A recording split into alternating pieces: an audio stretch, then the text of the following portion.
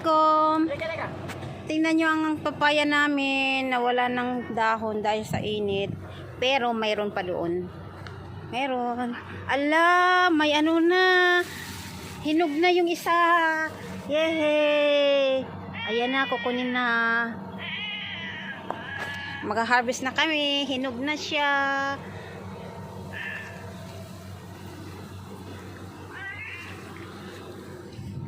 Yan na, meron na kaming ano.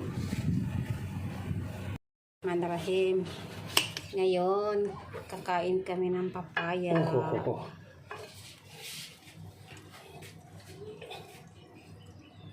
Yung gamot yung buto niya, huwag mo itapon. Hindi ka na yan, diretso. Katalas kong kumaka.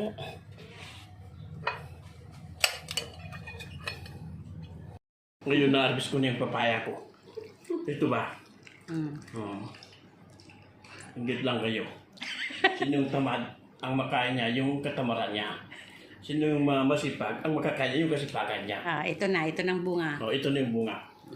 Ladies and gentlemen,